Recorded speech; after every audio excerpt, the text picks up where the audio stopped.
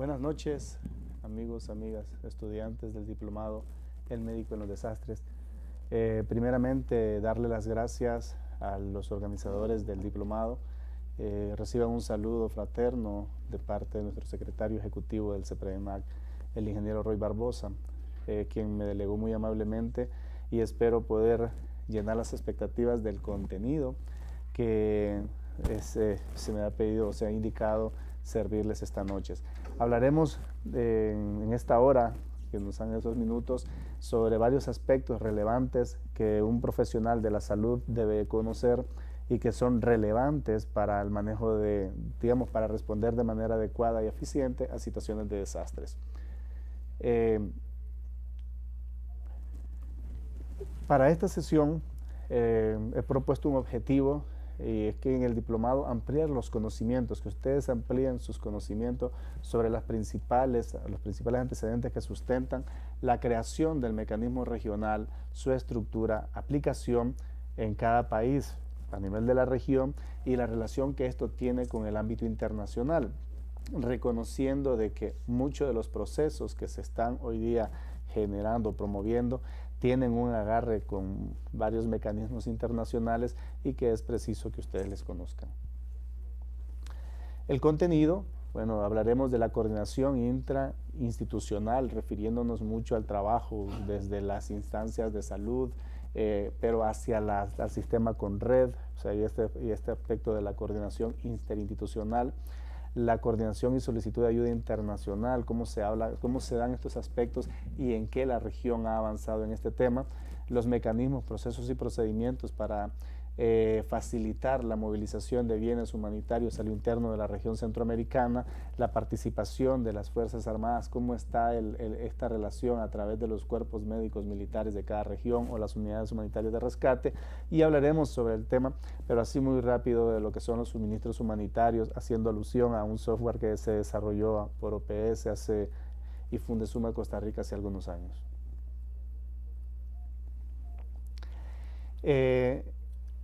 Hablaremos en este momento de la institucionalidad o del mecanismo regional de ayuda mutua, que es como la referencia que tenemos en la región, el mandato que los presidentes en el marco del Sistema de Integración Centroamericana han establecido hacia CEPRENAC, hacia sus sistemas nacionales, de establecer procesos, mecanismos, procedimientos que faciliten una respuesta conjunta. Pero antes de eso, les invito a ver esta imagen.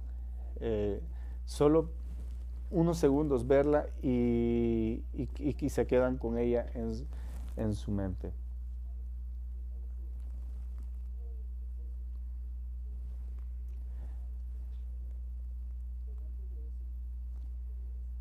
Ahora esta otra.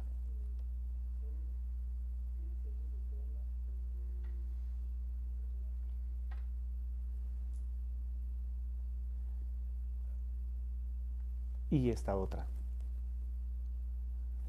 Si observamos, y seguro hace un tiempo hablaron sobre el tema de amenazas, vulnerabilidades y riesgo, con estas imágenes solamente trato de visualizar así rápidamente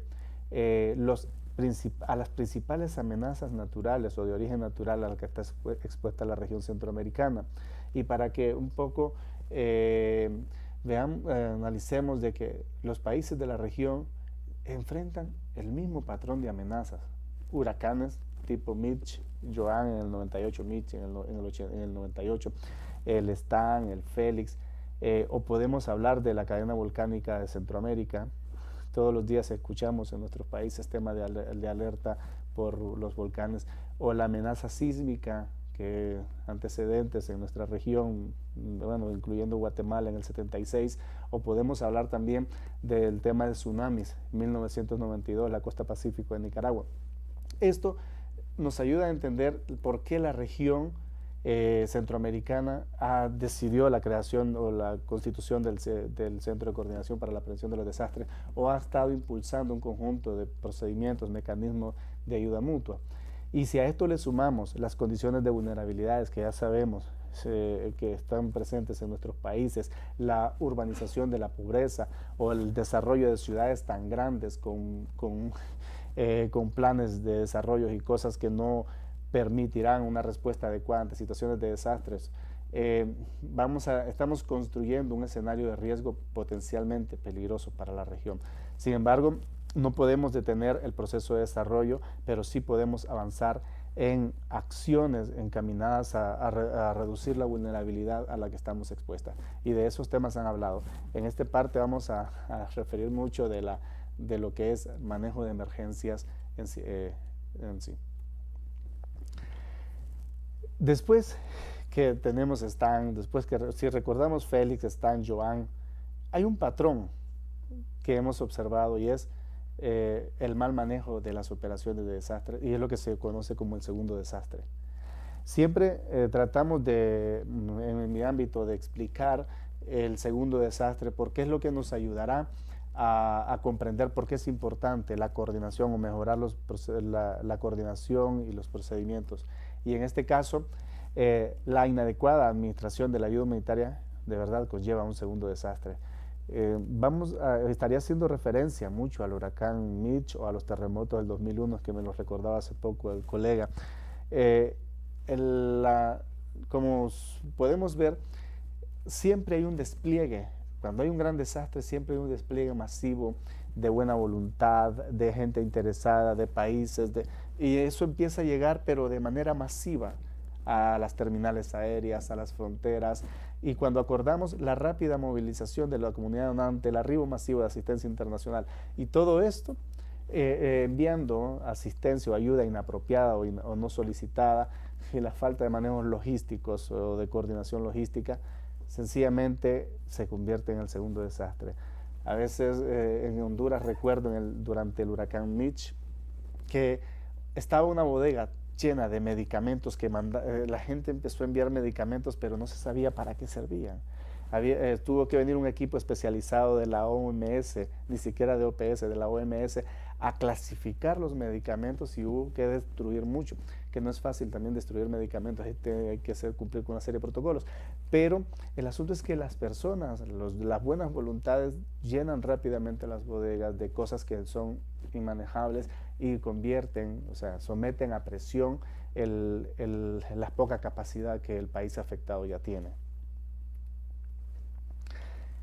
Esto es típico, los puertos, vemos aquellas grandes cantidades de suministro, gente llegando con la buena voluntad de apoyar, la falta de información confiable y actualizada sobre las promesas de manejo de suministro. Observábamos que enviábamos solicitudes y nos respondían con otras cosas que no eran necesarias. Al final de cuentas, era una situación bastante caótica. No solo la presión de las personas afectadas, que ya los equipos de respuesta estaban ya topados, sino que también la abundante asistencia que se ofrecía en ese momento. Encontramos este tipo de imágenes. El estadio de fútbol de Honduras, después del Mitch, o en Nicaragua, muchas bodegas de cosas que no sabíamos. Además, la falta de capacidad y de gente para poder coordinar todo esto.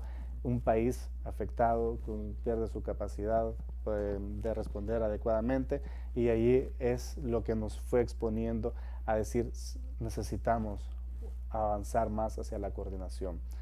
Y es de esa manera que después del huracán Mitch en 1998, en la cumbre de presidentes de 1999, dijeron los presidentes: basta, esto, ¿qué está pasando?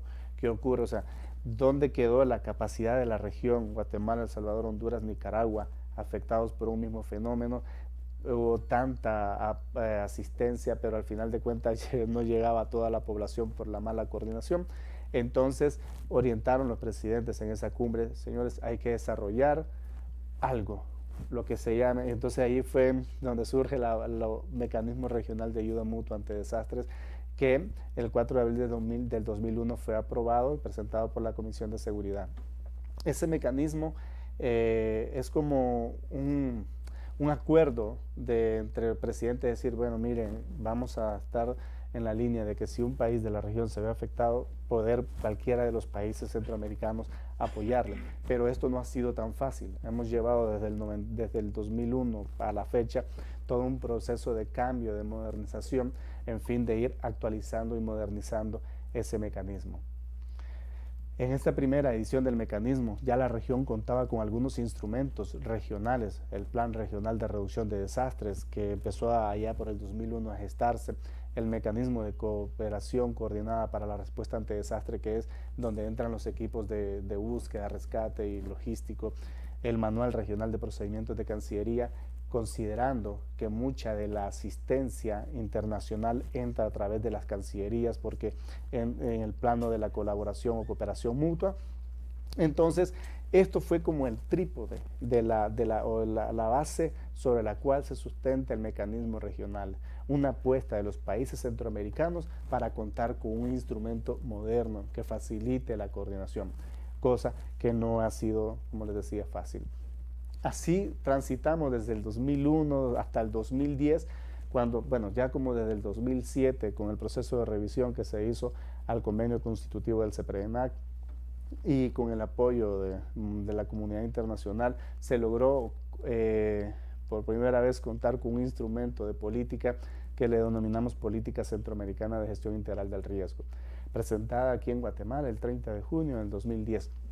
Esta política pues se ha convertido como en el referente en los últimos 6 años, en el referente de toda la región, como el compromiso que asumimos de cambiar, reducir el riesgo, atacando directamente las condiciones de vulnerabilidad, pero sin perder de vista el tema de manejo o la gestión de los desastres. Es por ello que dentro de esta política, en el eje E, tiene 5 ejes, en el eje E está relacionado con la gestión de los desastres y establece la consolidación del mecanismo regional. Es como la parte regional lo que da sustento para que luego este proceso baje a nivel de cada uno de los países. Siempre parte de esos antecedentes que es importante que ustedes desde su puesto de trabajo o desde el rol que jueguen en las distintas instituciones público-privadas reconozcan este tipo de aspectos, porque, por ejemplo, en el 2011, más bien diciembre, los presidentes vuelven a tomar cartas en el asunto y decir, bueno, ¿qué ha pasado con el mecanismo regional? En esa ocasión, la región se vio afectada por la depresión tropical 12E, ni siquiera fue un huracán. Esa depresión afectó de la misma manera 4 países y entonces volvió a surgir. Señores, hay que revisar el mecanismo, algo no está bien y hay que modernizarlo. Nos hemos quedado con un mecanismo de 10 años y ya es hora de modernizarlo, y mandatan al CEPREDENAC la modernización de este mecanismo, el cual fue trabajado a partir del 2012. Y ahí llegamos a un documento que ya después de 4 años, por decir así, ya ameritará algunas revisiones, porque ya tenemos el nuevo marco de acción de Sendai, hay nuevos compromisos, la región ha avanzado y ha cubierto muchas de las cosas que se mencionaban. Sin embargo, sigue siendo un documento válido. Este documento, que consta de 2 partes, uno hacia la parte ejecutiva y otro hacia la parte operativa. Aquí voy a hacer un momentito, hablarle de la parte ejecutiva. Cada uno de los países, digamos, el aterrizaje del mecanismo regional en cada uno de los países lo hace a través de 2 instrumentos. El primero, que es el Manual de Procedimientos de las Cancillerías o Relaciones Exteriores en caso de desastre. Y el segundo, que son los manuales de los Centros de Coordinación de la Ayuda y Asistencia Humanitaria Internacional. Este último es administrado o gestionado por la Secretaría Ejecutiva de CONRED.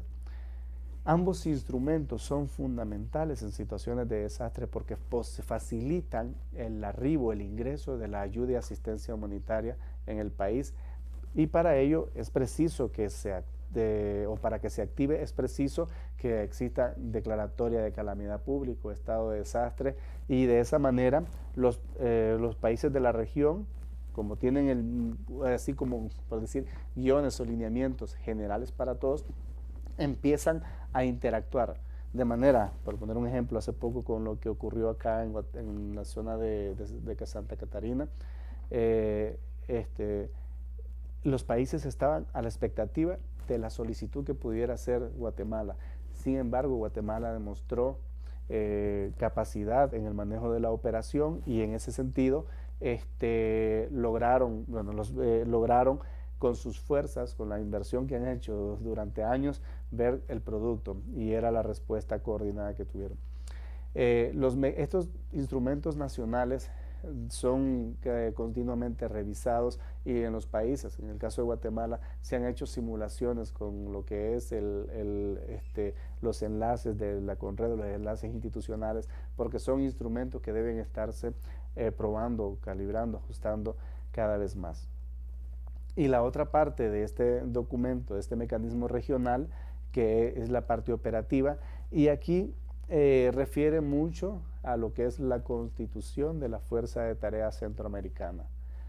La Fuerza de Tarea Centroamericana es una apuesta que están haciendo los presidentes de los países centroamericanos por, primero, fortalecer la capacidad de sus países en la constitución de grupos especializados.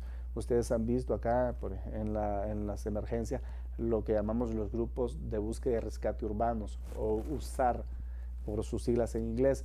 Son grupos que cumplen o que tienen que asumir una especialización, o tienen que adoptar una especialización, formarse, capacitarse para poder usar ese uniforme y para poder brindar asistencia desde la perspectiva USAR. De igual manera, se está empujando la constitución de diferentes grupos especializados, por ejemplo, los grupos de logística, porque sabemos que cuando hay situaciones de emergencias muy grandes, los grupos de logística, el personal que administra asistencia humanitaria se ve sobrepasado, y entonces aquí es crear grupos a nivel de los países para que, si la nación afectada lo requiere, estos grupos puedan asistir. De igual manera, grupos de telecomunicaciones y la apuesta hacia los grupos especializados de salud. Y desde el ámbito de la salud, no es solamente la asistencia médica que podemos organizar, mandar grupos médicos para que vayan a dar asistencia, sino todo lo que es el enfoque de salud, desde la parte preventiva, la parte asistencial y el tema de saneamiento.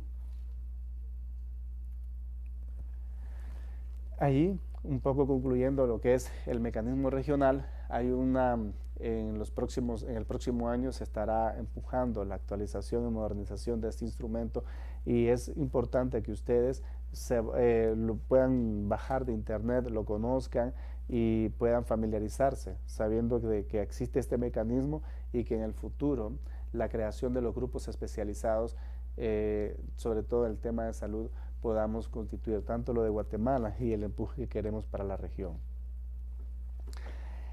Eso como el paraguas, el mecanismo regional. Ahora les comentaré sobre algunos mecanismos ya como más operativos. En este caso hablaremos del LS-SUMA, hablaremos del Protocolo Centroamericano de Bienes Humanitarios y de la CEFAC, y cómo estos mecanismos contribuyen a esa apuesta regional. Me pidieron hablar de SUMA, pero realmente SUMA evolucionó allá como a finales de los 90s y a inicio del 2000. SUMA evolucionó a un sistema un poco más, a un sistema más moderno, que le llaman Logistic Support System. Este sistema de apoyo logístico absorbió SUMA, pero es porque corre en una plataforma diferenciada. Sin embargo, retoma mucho de lo que conocimos de manejo manejo de suministro o supplies management, que fue una metodología que surgió, esta metodología de trabajo surgió lo empezó a empujar OPS, pero surgió desde el ámbito de la salud, la necesidad de ordenar, clasificar y tener información actualizada de lo que eran los suministros médicos. Sin embargo, fue tan buena la idea y el proyecto que luego dejó, no solo funcionaba para el tema de salud, sino que se extendió a otros temas, por ejemplo, productos alimenticios, de construcción y y se crearon 10 categorías sobre los cuales se manejaba SUMA originalmente. En la página del LS-SUM, del Logistic Support System, ustedes pueden entrar, les invito a que entren y vean todas las acciones y cómo este software, por ejemplo, se instala en diferentes puntos, a la hora de un desastre, se instala en diferentes puntos, pero de una manera muy rápida se puede capacitar a las personas para que empiecen a registrar toda la información que va llegando al país sobre los bienes humanitarios que ingresan. Y en ese sentido, el sistema sigue funcionando hoy por hoy. Algunos países lo empezaron a promover y se instauró como el sistema oficial, porque de hecho funciona hasta para la tienda de la esquina. O sea, es un sistema tan fácil de manejar que los países, unos lo han adoptado, otros quizás han evolucionado con otros sistemas más avanzados, pero para situaciones de emergencia todavía utilizamos el LS Suma. Esta tiene como principales funciones registrar todo lo que la donación recibida. Y vean, dentro de lo que es el CCH, por ejemplo, que es el Centro de Coordinación de la Asistencia Humanitaria Internacional, ahí se registran o se lleva el registro de todos los ofrecimientos de asistencia. Suma es la plataforma, digamos, que permite que el CCH registre todo lo que está llegando y podamos tener información actualizada, y de esa manera también poder movilizar hacia las zonas afectadas los suministros de acuerdo a la cantidad que son requeridos, de acuerdo a la calidad requerida y a la disponibilidad que tenemos. Clasifica, ordena, asigna prioridades, maneja el inventario actualizado y además organiza, ayuda mucho en el control de inventario o manejo de bodegas. Esas como las principales funcionalidades. ¿Vean? Entonces de ahí que para nosotros en la región el contar con un instrumento así que ayude a los CCH, a las personas que están ahí, es muy importante. Y ya les comentaba que el SUMA fue creado por los países de las Américas, OPS y OMS. Fue implementado, sin embargo ya luego SUMA creció y LS ahora se ha utilizado en diferentes países de África y de Asia, de manera que ya no solo pertenece a Américas, pero sí es importante seguir avanzando. Son sistemas muy sencillos de manejar y que usted puede conocerlos mejor. Ahí se listan la cantidad de países donde se ha utilizado hasta 1998 con los terremotos e inundaciones en Bolivia, y podemos citar muchos otros fenómenos, por ejemplo recientemente en Haití, que fue una emergencia tan grande y que demandó un manejo especializado, porque las operaciones se manejaban desde Dominicana para un país que estaba para otro país. Entonces, todo un aprendizaje en esa línea. ¿Por qué? ¿Y por qué fue creado esto? Y reafirma el precepto de, ok, tenemos CCH, pero SUMA es primero que el CCH. Sin embargo, en aquel momento era lo que nos daba el tiempo, o sea, lo que podíamos pensar y decir, bueno, necesitamos algo inmediato que nos ayude. No tenemos organización tan grande, o sea, una organización como los centros de coordinación que demandan más tiempo para su creación. En este momento necesitábamos avanzar con lo más pronto posible. Hay una situación de emergencia y en cuestión de 48 horas usted debe estar trabajando con el sistema para evitar de que ese boom, el boom de suministro cuando llega al país sobrepase su capacidad y después pierda el control completo. Y ahí que fue creado a la luz de tener mejor coordinación a nivel del país, mejor manejo de información hacia el nivel internacional y que la ayuda humanitaria fluya de manera efectiva hacia las personas más afectadas, respondiendo así a ese arribo masivo de ayuda, a aprender a decir que no. Guatemala es un país que ha aprendido a decir que no, cuando no, y ese no es, claro, sustentado en una respuesta, en un análisis técnico. No necesitamos esto, necesitamos esto. En una emergencia debemos tener clarísimo que no todo lo que nos envían, no todo lo que nos mandan es necesario. Tenemos que aprender a cuidar el poco esfuerzo, recursos que tenemos, y que si no lo manejamos bien, ese boom de asistencia que nos llega no solicitada o no requerida termina afectando nuestra capacidad y por consiguiente afectando a las personas a las personas que están sufriendo el desastre. A la par de Suma, que es un sistema operativo, y respondiendo siempre a ese mecanismo regional, en las recientes emergencias hemos visto o nos hemos enfrentado a otro fenómeno. Ya hablamos del boom, que las fronteras, que los aeropuertos se saturan, porque hay otra situación, y es una situación legal. Tiene que ver con el ingreso de los suministros al país.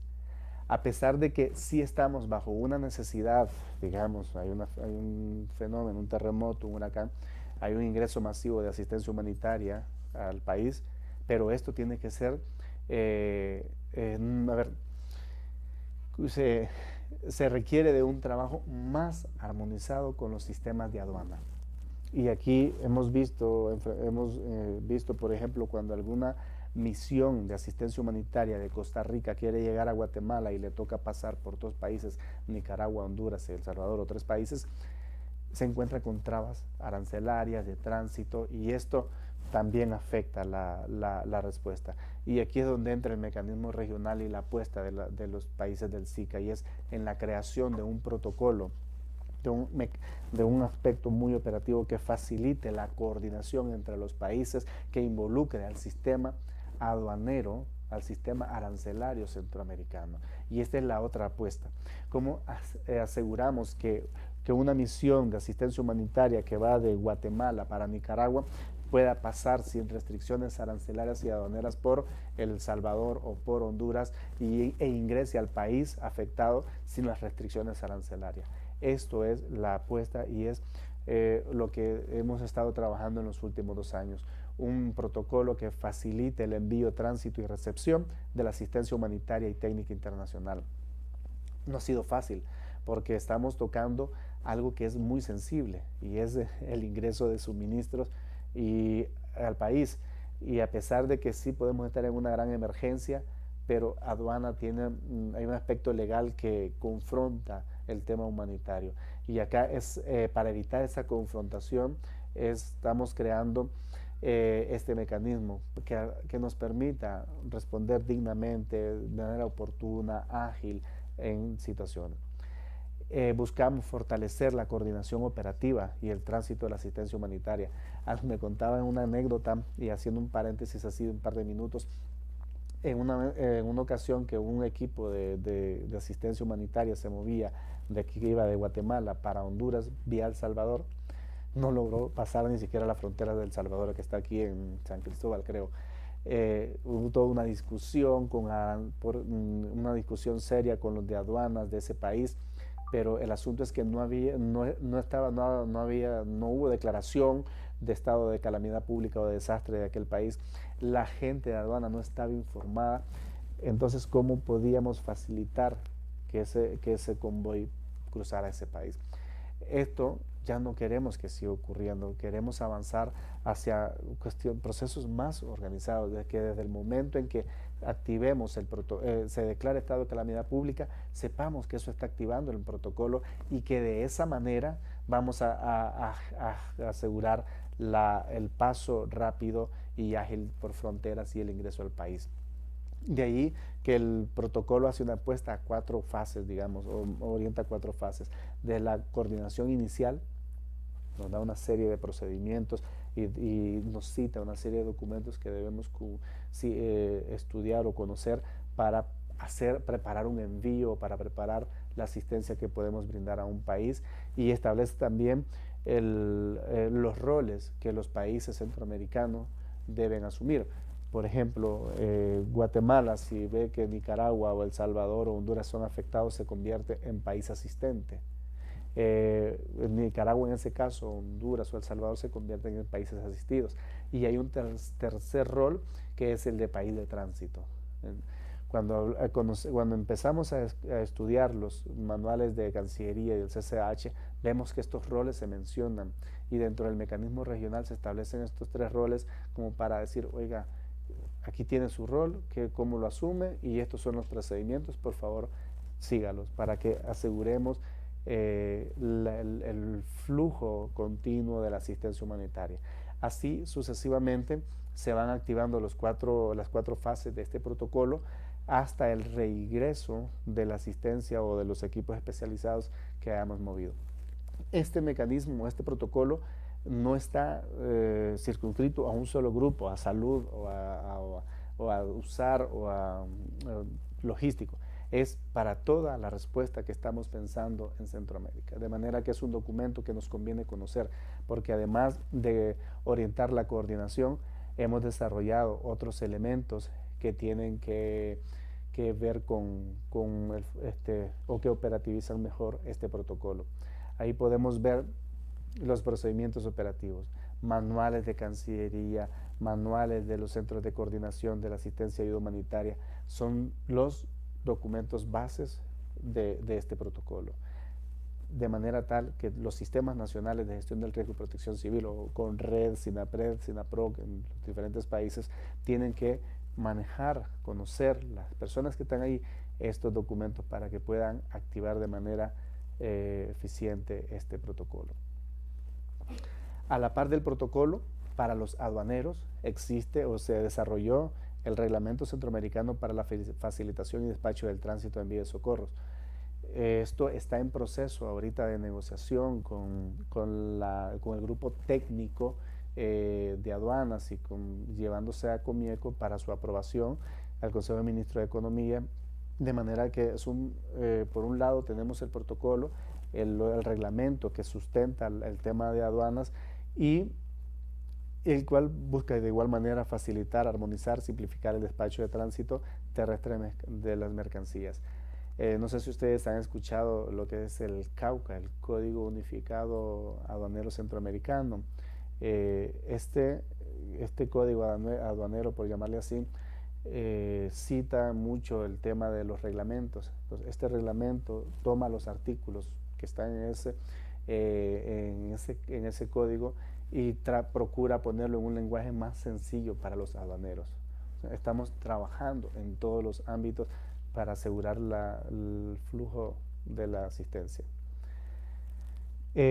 Luego, como otro instrumento y siguiendo también en lo que interesa de que ustedes conozcan de este tema, ya luego será un proceso de autoestudio el querer hablarles rápidamente de lo que es el tema en el marco de la Confederación de las Fuerzas Armadas Centroamericanas, lo que son las operaciones humanitarias. Y aquí quiero hacer la salvedad de que en el marco del mecanismo regional de ayuda mutua, el tema relaciones cívico-militares es algo que todavía está en discusión. O sea, aquí lo voy a mencionar porque es importante que ustedes los conozcan sin el ánimo de tener la palabra absoluta sobre las operaciones que manejan en el marco de la CEFAC, pero sí mencionarles rápidamente que en las Fuerzas Armadas Centroamericanas, en este caso Guatemala, El Salvador, Honduras, Nicaragua, han dispuesto la creación de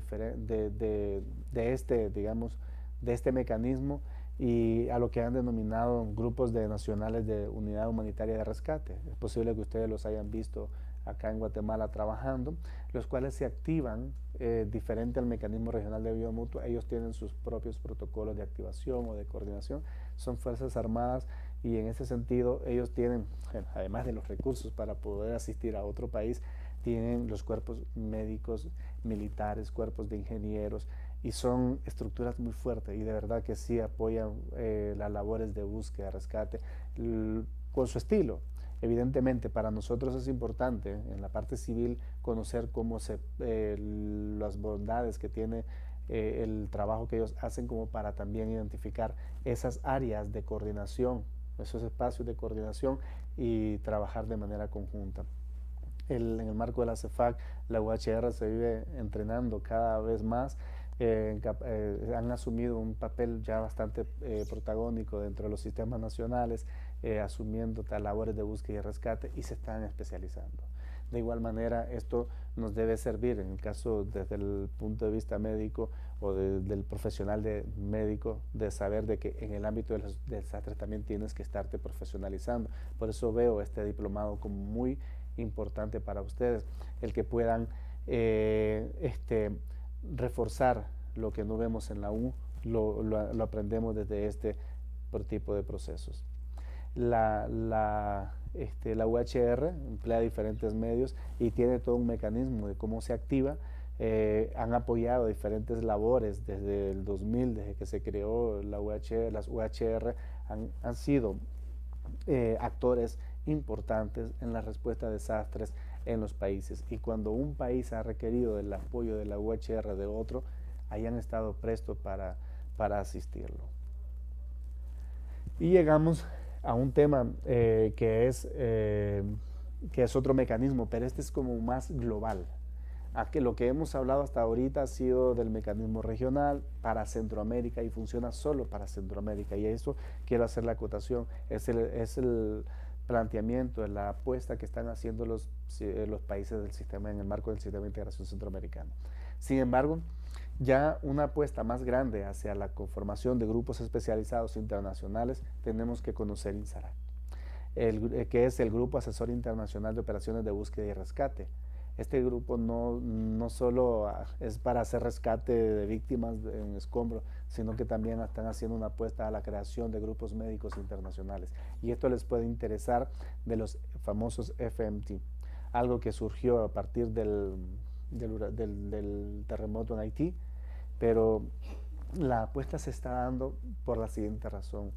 En Haití se quedó en evidencia de que los grandes esfuerzos que hacían los grupos de búsqueda y rescate cuando sacaban a una persona o extraían a una persona de los escombros y lo llevaban al centro asistencial, sabíamos que el país estaba destruido y que el personal médico de esos países no estaba en ese momento en la facultad de asistir. Entonces, de nada servía extraer a la víctima, llevarla al centro asistencial y se moría en el centro asistencial.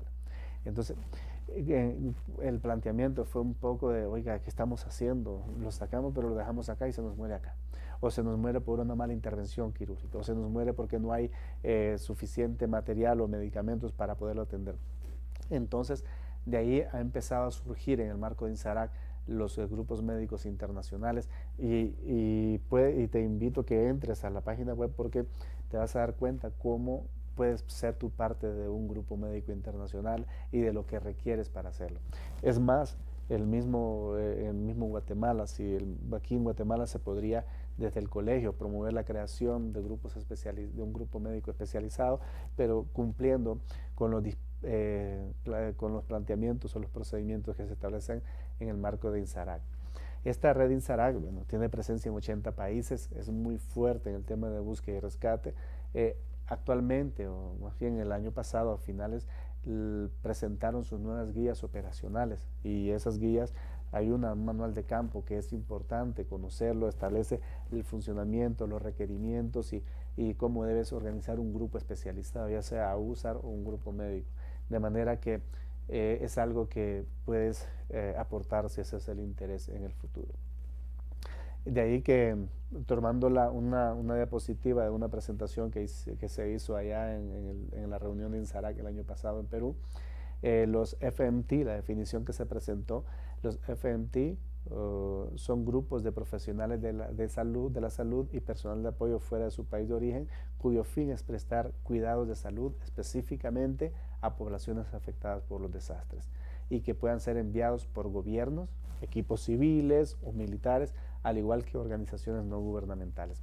Es complementando los esfuerzos, no se trata de fomentar la duplicidad de esfuerzos, no se trata de competir con otros por un poquito de representación o de protagonismo, se trata de complementar el esfuerzo que hacen USAR y poder salvar más vidas de las que se han salvado en el pasado.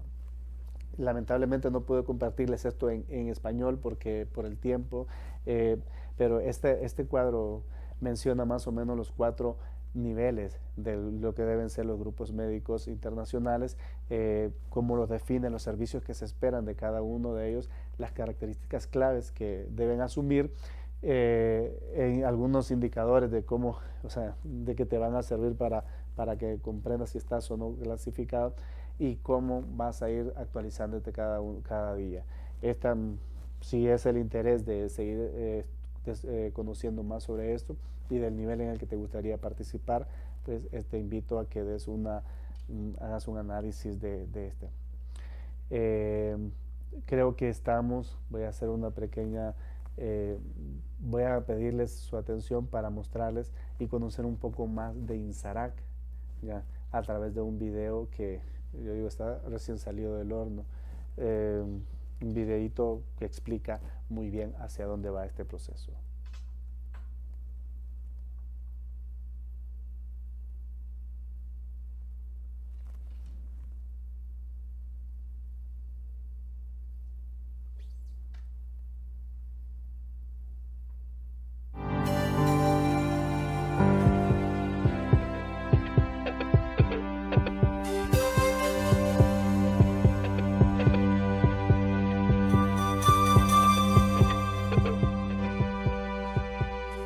INSARAG, el Grupo Asesor Internacional de Operaciones de Búsqueda y Rescate, es una red global, formada por más de 80 países y organizaciones que trabajan bajo el paraguas de las Naciones Unidas. Las guías INSARAG, avaladas en 2002 por la Asamblea General de las Naciones Unidas, están basadas en la experiencia de nuestros profesionales y en las amplias consultas globales realizadas. Las guías representan un acuerdo global y constantemente actualizado y mejorado para lograr una mejor coordinación entre los equipos de búsqueda y rescate urbanos, así como una mejor organización y comunicación con los países afectados y con otros actores humanitarios.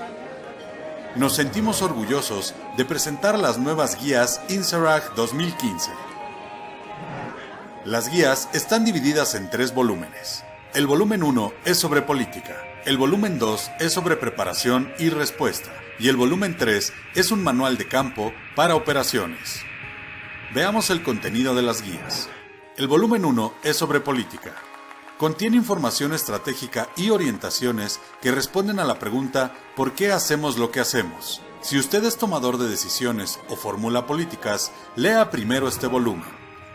El volumen 2 aborda el cómo de la preparación y la respuesta, y está destinado a aquellos dentro de ustedes que tienen responsabilidades estratégicas y operativas. Este volumen contiene 3 manuales. El manual A es sobre el fortalecimiento de capacidades. Se trata de una guía flexible y adaptable que ayuda a los países y a los equipos que están en el proceso de fortalecer sus capacidades a responder a nivel nacional o local. Cubre los 5 componentes de un equipo USAR: búsqueda, rescate, asistencia médica, gestión y logística. El manual A también aporta orientación sobre cómo formar un equipo técnico de rescate. Esto comienza frecuentemente con la formación de la primera respuesta desde la comunidad.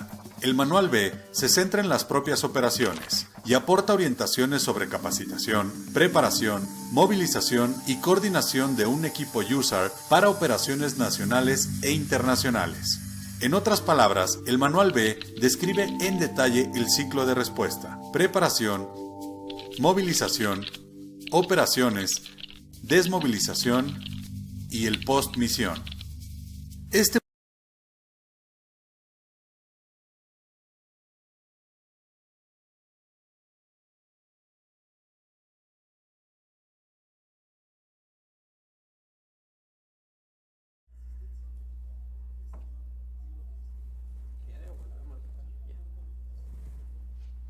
Bueno, regresamos a la presentación. De esta manera, espero que hemos avanzado muy rápido por muchos temas que son de verdad, cada uno de ellos podríamos pasar horas hablando. Sin embargo, la pretensión o el objetivo, como decíamos, era conocer estos elementos, de estos mecanismos, estos procedimientos que se están estableciendo o se han establecido en la región, tanto desde lo nacional hacia lo regional, centroamericano, y de que todos y todas podemos ser parte de ese mecanismo. Evidentemente hay que hacer la apuesta hacia un modelo conjunto de trabajo y también en algunos casos a romper paradigmas de lo que estamos acostumbrados a hacer. De esta manera dejo abierto el micrófono, creo que hay un espacio para preguntas y respuestas y si tienen a bien estoy dispuesto a responder sus inquietudes. Gracias.